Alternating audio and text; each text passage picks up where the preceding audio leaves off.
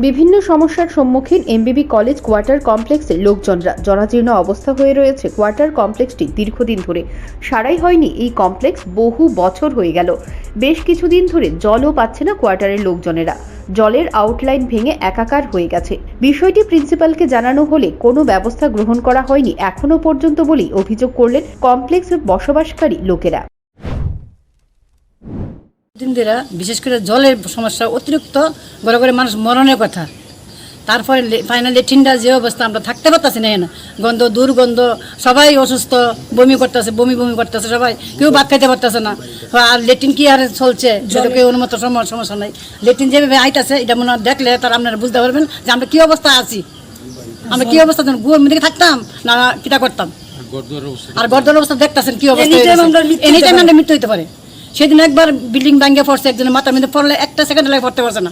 পড়লে কি করলাম বললাম আমরা কোন আমরা সরকার তো আমরা কোয়ার্টারে থাকার লাগে না, তো থাকতে না পারলে আমরা কি করব। এমবিবি কোয়ার্টারের অবস্থা খুবই খারাপ। সব দিকে জানালা দরজা ভাঙ্গা, বিল্ডিংয়ের ছাদ থেকে টুকরো সব দিক দিয়ে পড়ছে। আপনি দেখেন না আপনার অবস্থাগুলি, একদম জানালা ভাঙ্গা, দরজা একটাও ভালো না, ল্যাট্রিনের দরজা ভাঙ্গা, এই বাথরুমের দরজা ভাঙ্গা, সব দিকে একই সমস্যা। ঘরে সাপ ঢুকে যায় জানালার ফাঁকে দিয়ে, ঘরে সাপ ঢুকে বসে থাকে। মানে কতদিন ধরে এই সমস্যাটা? এইটা আজকে 3-4 বছর ধরে এই সমস্যাটা বেশি হয়ে গেছে। আর কি সমস্যা আছে? আর কি জলের সমস্যা তো প্রায় সময় থাকে, জলের সমস্যাটা প্রায় সময় থাকে।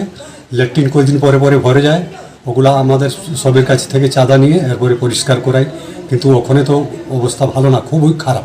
তাই বাধ্য হয়ে তারা সংবাদ মাধ্যমের মুখোমুখি হয়ে বিষয়টি তুলে ধরলেন।